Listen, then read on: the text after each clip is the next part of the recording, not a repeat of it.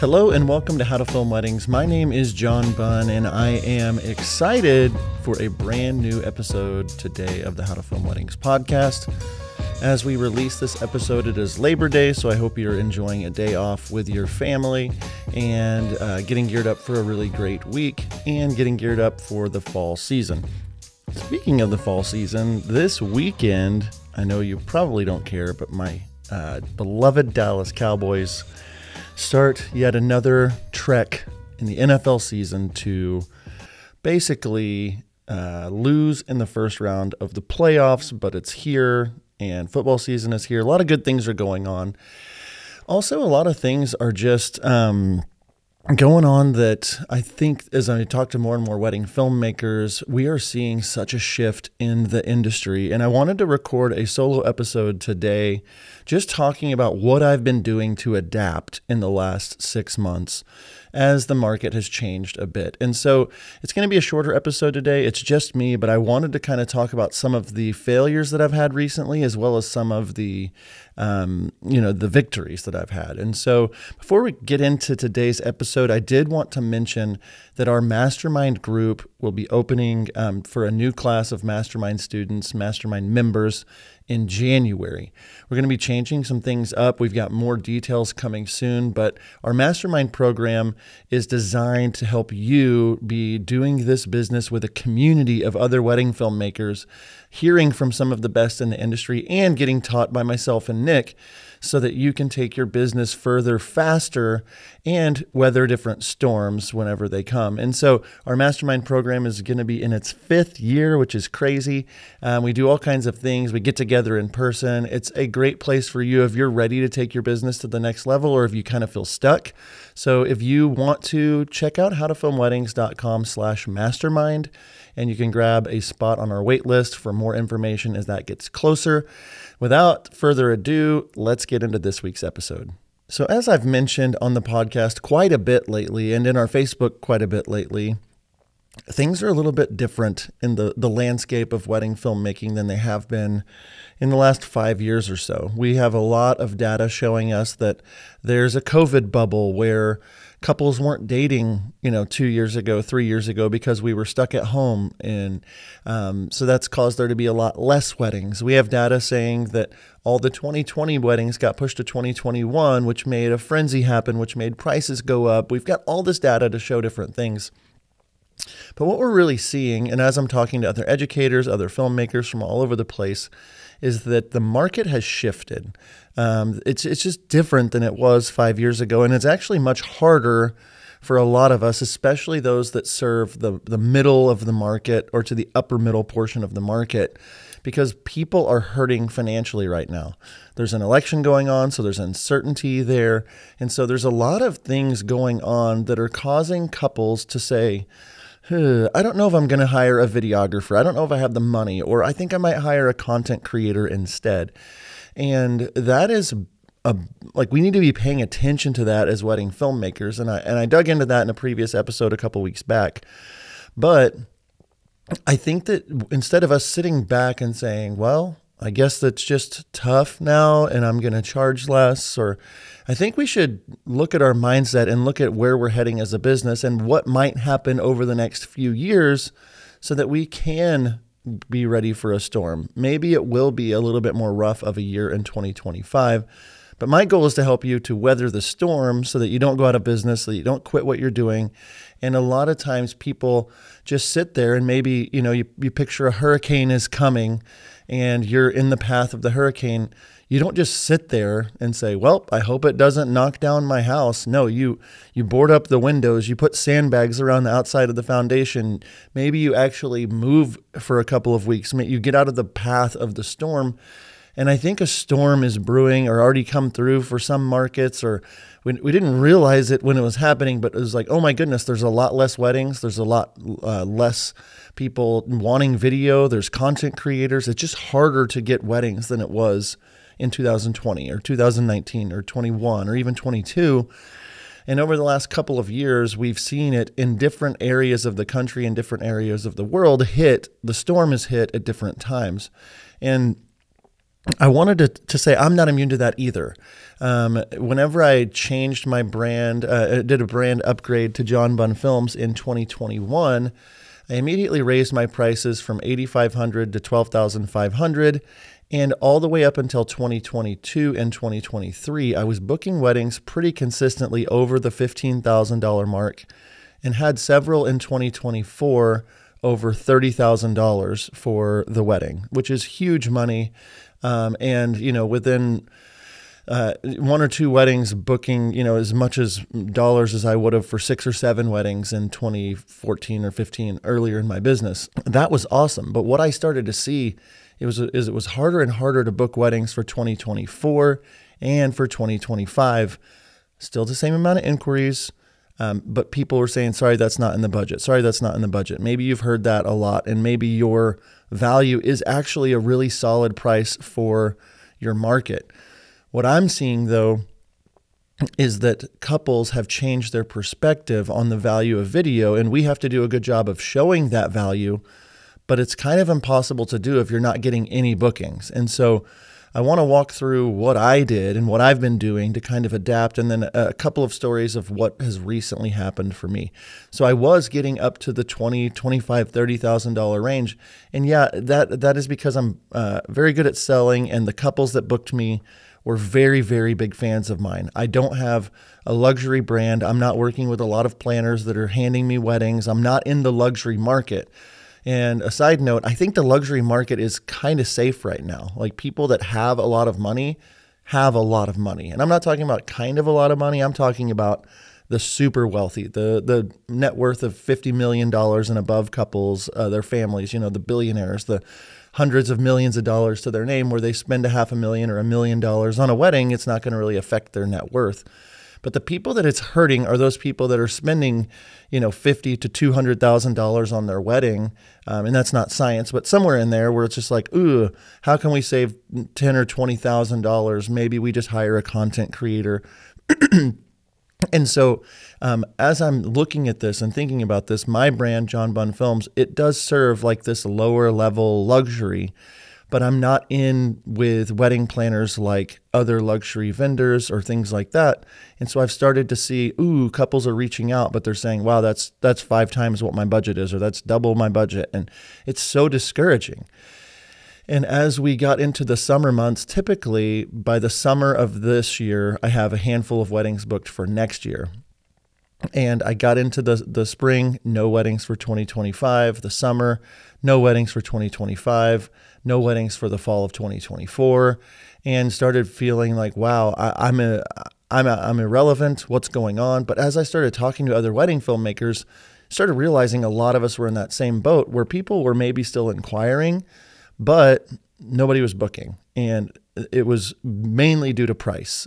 I've talked to so many couples that it's like, we don't want to disrespect you. We would love to work with you, but we just honestly can't afford that. And this was people that would have been able to afford it maybe 5 years ago, or the same type of people. So as an educator and as somebody that has said, raise your prices, and, told people that they should be raising their prices, over the last year or two, I've been saying, hey, you don't just raise your prices to raise your prices. We're in a different market now. You have to pay attention, and you have to know your numbers and know what your family needs so that you can eat. If you have no weddings booked for 2025 and you have an inquiry come in and they have a $5,000 budget, but you start at $7,500, you might consider seeing what you could build for them for $5,000, or figure out a way to get them in the door and upsell them later. Or they're like, a lot of us are purists, though. It's like, well, I charge $7,500, so I can't book them because they're $5,000. And I want to challenge that thinking and say the wedding film industry is different now, especially for the middle market and the lower side of the market. So if you're charging $25,000 and above, maybe you're great, or $20,000 and above, or even $15,000 and above. And if you have those relationships with some of those higher end planners and you've built that network, you're probably in a decent spot for 24 and 25. The other note is those that have been outstandingly creative. People like Salt and Pine Films, who are friends of ours, have been just killing it and booking lots of things because their wedding films are ridiculous. ridiculously good. Those kinds of people that are just making art that's so beautiful and have already been in the industry for a while seem to be doing well. And that's kind of, I'm not nearly as good as some of these other editors and shooters, but I'm kind of in that market where I do have a handful of weddings come through just because of the kinds of weddings that I've done and the people I've worked with and the relationships. But if you're in a position where things are not looking good, you need to consider a few things. And I want to walk you through where I was in the summer in July. I remember I was on a vacation with the family, and I obviously have How to Film Weddings, but then I have John Bunn Films. And I woke up one day and got a notification, your account balance is below $1,000. And I was like, what? And a big insurance thing had come out of my John Bunn Films account, and I had less than $1,000 in that account. I've been really pulling back from John Bunn Films, but I usually like to keep $5,000 to $10,000 in that account just to keep it safe, if I need anything. And I slowly but surely had depleted that with all these recurring bills that I have come out of that account. And I got really nervous, and I started to look and say, well, what does my fall look like? What does my spring look like? And honestly, it was crickets. There were hardly any bookings. And so I did something. I reached out to about 15 planner friends of mine. It was, I ate a piece of humble pie instead of eating the whole pie. And I just said, hey, I don't know if you've heard it from other filmmakers, but I am not in a good spot for my fall. And if you have anything available, or if you have any couples that fit this type of couple, let me know. I'd be willing to just hear what their budget is and make potentially, some deals or some offers or build some custom packages. And after going back and forth with like 14 different wedding planners, I had one couple from one planner, and she was like, we're feeling it too. And she said, I don't want to disrespect you, but they've got a $7,000 budget. And I know you start out at $15,000 or whatever. And I said, well, who are these people? What is it about? Like, what is their wedding about? Are they sweet people? And we ended up crafting together a one-day solo shooting 6-minute film for me to go to Oklahoma City, which is an hour and 20-minute drive from here, and film for an awesome couple and an awesome planner with a great photographer. And that felt right. That felt good. And I got the booking, and they paid me $2,000, and it got that account up to where I needed it to be. And it kind of shifted my perspective, because I have been raising my prices for so long that I had just stopped really trying to do certain things, stopped trying to make it work in Oklahoma where I'm from, and doing so many destinations, and that's so cool, and I want to do more of that. But I realized, it's like my family needs to eat. I need to be bringing in weddings, and also during this storm, I want to make sure I have sandbags around the foundation. And this kind of felt like that to me. An awesome couple that still fit within the lane of couples I wanted to work with, the planner I wanted to work with, and I got to hook up the planner and help her out.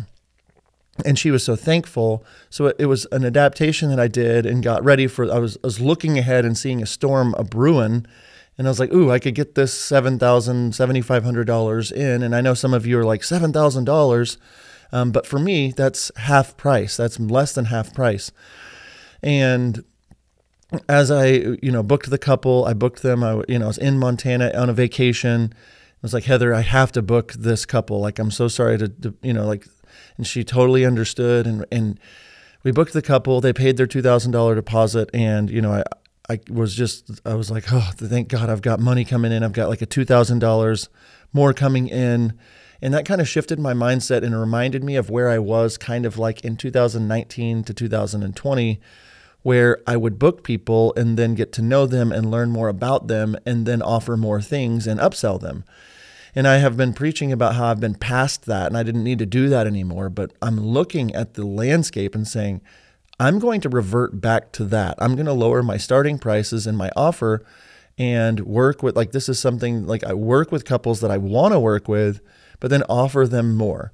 If that couple would not have taken more or wanted to buy more, that's fine. I was happy with $7,000 for one day, because usually it's 2 shooters for a minimum of 2 days, and there's a lot more deliverables for my $12,000 to $15,000 starting range. And so, Yeah, it was a discounted price, but I knew it was with a planner that was going to make my job easy. I knew it was a venue that I've worked at before that was super easy to work at. And honestly, I could make a very simple and clean film that this couple's going to love. And it wouldn't be too much stress for me to use this skill set that I already have. And I wasn't booked on this day. And so all these things helped me to realize I need to adapt more. And I would encourage you to look at your landscape, look at your forecast for the next 3 months, 6 months, 12 months, and say, is there something I need to do to prepare for this storm? Do I need to board up the windows? Do I need to get out of here for a while? Do I need to get a part-time job? Do I need to go back and try to sell footage or raw footage to previous couples? Or do I need to like really work on my relationships? Or should I reach out to people and see if there's anything that they have? But so getting that booking kind of changed a little bit for me.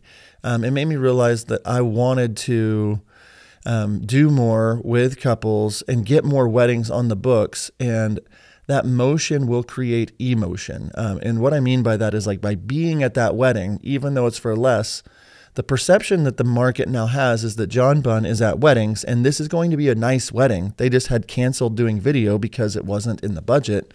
But they have a beautiful wedding coming up. It's a gorgeous couple, gorgeous venue. And being at that wedding in front of that planner might be a better thing than me saying, well, it's $10,000. Sorry, I can't do it. Now I've hooked up the wedding planner and given them a great deal, as well as hooked up their client. And this client is so thankful that I gave them a great deal and they don't feel like they can take advantage of me. So it's caused a great ripple effect. And I want to fast forward to what has happened since. But before that, I want to make sure to remind you of our mastermind group. How to Film Weddings every year has a mastermind group where we take people through and teach them in detail some of these things. We get on a Zoom call every week. We get on Zoom calls and chat and we walk through and you have this community. And maybe your forecast means you need more community. Maybe you are trying to do this on your own and not realizing, oh, other people are going through this. And so our goal with Mastermind is to lift your eyes, lift your head and say, oh, this is what's going on in the market. These are things that I can't see about my business. These are things I can't see about my films and my marketing and my networking, that if I could change these things, it will help me to be successful. And that's what we want for you to do with our mastermind group. So head over to howtofilmweddings.com/mastermind to check it out today. So as I mentioned, I've booked this couple and they booked me in July. And now here we are in September. And a couple of days ago, I had sent a text to this bride because I actually booked her without meeting her. And that's not something typically I do. And I didn't want to meet with her so I could sell her more stuff or anything like that. I just honestly, their wedding is in 70 days. So it's like, I want to get to know who you are and make sure that we're on the same page about what I offer and stuff like that. So I set up a call with her and got on a Zoom call yesterday, a couple days ago actually. And we got on the call and I started asking her about her and her fiance and how they, their relationship and what their wedding's going to be like and just all these questions and getting to know her. And she was so thankful that I was able to do the wedding at the $7,000 rate. And so we started talking. It's like I'm there for one day. It's a solo shooting. And I started asking her questions like, what's important? And she was like, oh, it's the people's faces. Oh, it's what they're going to say. Oh, and I was listening and learning about her wedding. And I just casually said, well, what are you guys doing the day before the wedding? Are you doing a rehearsal dinner? Tell me about that. And so she started saying, oh yeah, we rented this place in downtown Oklahoma City and we're having kind of some open mic speeches. And she was like, do you have any advice on the speeches? And I told her kind of some advice to how to keep them a certain length or to tell the people, that this isn't an open mic, but tell the right people that you want to speak. And she was like, well, what do you think about recording those speeches? And I didn't try to sell her. I just said, well, at the worst, have somebody with an iPhone record them because you're going to want those speeches. Speeches at rehearsal dinners where I do weddings are usually a lot more candid. They're a lot more intentional. They're a lot more personal. And she was like, yeah, that's going to be what happens. We're going to have all those. And she was like, I don't want to miss out on those. Would you be available that night? And I said, yeah, I'm open the night before. I typically charge $2,500 for rehearsal dinners, but if you wanted to do it, if you could do 1,500 plus a hotel room, I would do it. And she was like, yeah, let me think about that. And so we started talking a little bit more and a little bit more. And she was like, you know what, let's do it. Like, that's well worth $1,500 plus the hotel room. And I was, obviously very excited, but I had taken the wedding from, not even being able to book it. And if I were stuck in my prices and I was focused on how it was in 2023 or two, I would have maybe missed out on this awesome couple and this awesome wedding, but instead I booked them for $7,000 and now another $1,500 and probably $200 for hotel rooms. So I'm at like $8,700 for booking now. And they don't currently have their ceremony or their toasts or their raw footage.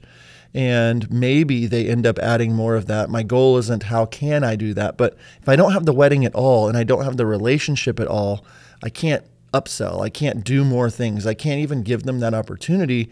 And maybe that's something that you should do. And whether or not it's something you should do or shouldn't do, I would challenge you this week to kind of look at your brand, look at your forecast. Where are you at for the next 6 months, 12 months? Do you need to invest in something like our mastermind group and get in there and start learning? Do you need to cut back on a lot of things and start saving money? Do you need to change your prices? Do you need to change your prices, take them off your website? Like, what things should you be doing to prepare for a potential storm? And who knows, maybe the hurricane won't go over where you live. Maybe the hurricane is, dead by the time it gets to inland enough to reach you. But if you're not preparing for these kinds of things and looking ahead, I would be worried that the hurricane's going to come and knock down the foundation of your business and you didn't even know it was happening, and you go out of business or you have to quit or you have to do something else. And if you're not paying attention to this kind of stuff, it could be detrimental to your brand. And so what my mindset is as I'm kind of closing up here today is I'm not in the same spot. I have to come to the grips that I'm not in the same spot as I was in 2023, 2022, 21. And that to me is humbling and kind of embarrassing. And especially as an educator, feels like I'm an imposter a little bit sometimes. But what I'm learning is for those of us that will be real and eat the piece of humble pie instead of the entire pie, and look at our brand and say, yeah, I'm not where I want to be, or I wasn't where it needed to be during this storm, and I need to adapt right now. I need to second shoot for some people. I need to take on whatever it is. Every business is different. There's thousands of businesses, represented listening to this podcast. But look up, see the forecast, pay attention to where things are going. Do you need to make changes? Do you need to start making relationships? Because things are different. Things are different. And you might not be feeling it yet, but things have changed. And if you aren't willing to adapt and aren't willing to make those changes, you might find yourself in a position where the foundation of your business got rocked, or you have to do something else. And that's something we don't want for you. And so as I kind of wrap up today, I just want to say that we are here for you.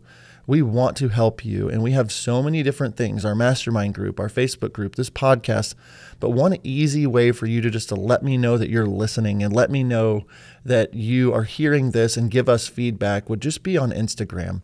If you go to How to Film Weddings on Instagram, you can send us a DM. Me and Nick personally reply to every single one of those.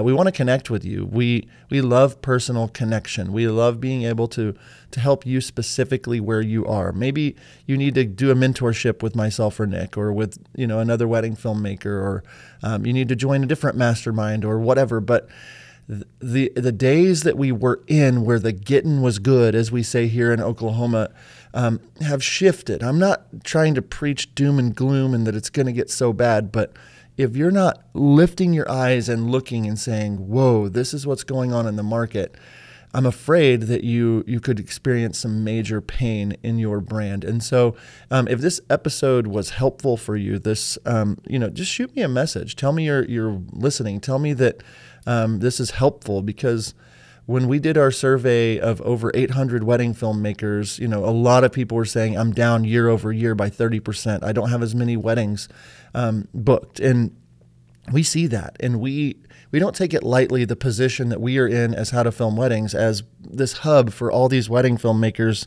and for tens of thousands of you across all of our platforms to be listening to us and hearing our voice.